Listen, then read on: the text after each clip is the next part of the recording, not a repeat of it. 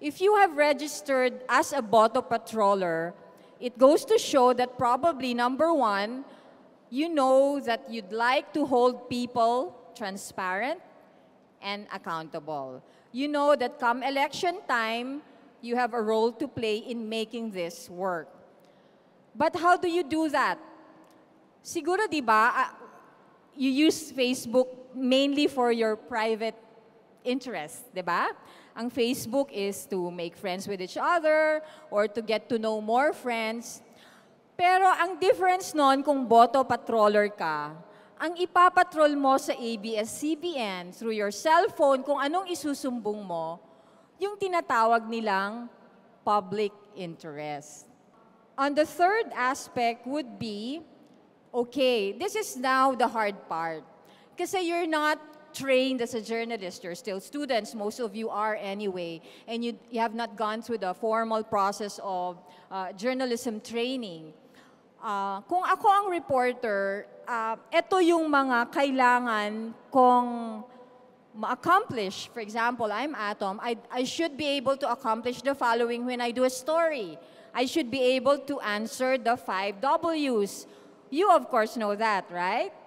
Okay. And 1H, meaning to say, I'm here, what is the event, who are involved, when is it happening, ano ba yung isa pang W? What, where, who, when, why is this event being held, and how are students going about this, right?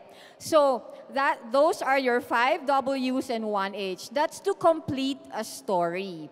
Number 3 is the process of verification, which professional journalists like us should now be able to do. So it's a partnership that we have, that you give us the first instance of an event, an incident, or you'd like to expose a person, but we do the verification so that we are able to complete the story. Kasi the public deserves no less than a complete story. So we encourage all of you, and we're not even discouraging you from being active in campaigns, being active as a watchdog, election watchdog in the campaign.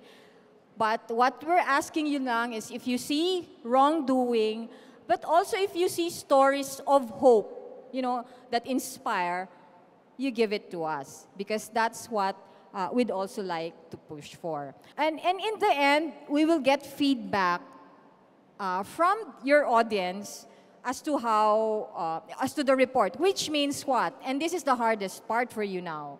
Because once you report wrongdoing, for example, and expose corruption or expose vote buying, chances are, syempre, lalabas sa TV yon, lalabas sa internet yon, and people will suspect and will start looking for the person who actually sent that information to ABS-CBN, right?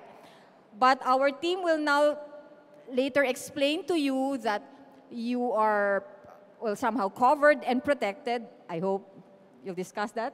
Yeah, you're covered in the sense that if you don't want yourself to be identified, then we can do it. Because ABS-CBN will take full responsibility for all that content that it airs.